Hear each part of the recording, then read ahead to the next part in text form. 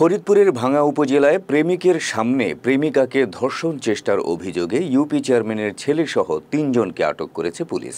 শুক্রবার রাতে উপজেলার বামনকান্দার রেল জংশন এলাকায় এ ঘটনা ঘটে।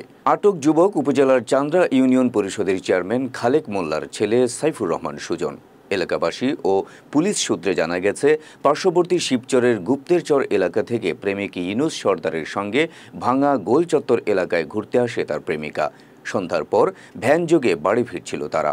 ঘটনাস্থলে পৌঁছালে চেয়ারম্যানের ছেলে সুজন সহ 4 বখাটে যুবক ওই প্রেমিক প্রেমিকার ভ্যানের গতিরোধ করে নামতে বাধ্য করে। এক পর্যায়ে বখাটেরা ওদের রাস্তার নিচে জঙ্গলের ভিতর নিয়ে প্রেমিক ইউনুসকে মারধর ও ভয়ভীতি দেখিয়ে প্রেমিকাকে ধর্ষণ চেষ্টা চালায়। এ ব্যাপারে ভাঙ্গা উপজেলার চান্দ্রা ইউনিয়ন পরিষদের চেয়ারম্যান খালেক মোল্লা জানান, তার ছেলে এ ঘটনায় জড়িত নয়, বরং ওই ঘটনায় সে অন্যদের থামানোর চেষ্টা করেছে।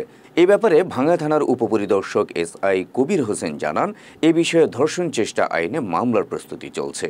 এই ঘটনায় আইনগত ব্যবস্থা প্রক্রিয়াধীন বলে জানিয়েছেন ভাঙ্গা থানার ভারপ্রাপ্ত কর্মকর্তা মোহাম্মদ মামুন আল রশিদ।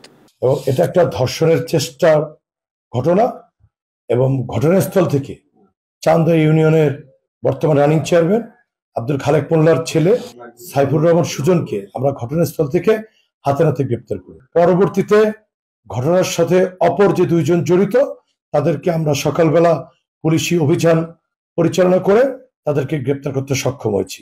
এই ব্যাপারে মামলা রুজু হয়েছে। আমরা মেয়েটাকে ফরেনসিক করার জন্য ফরিদপুরে আজকে প্রেরণ করব।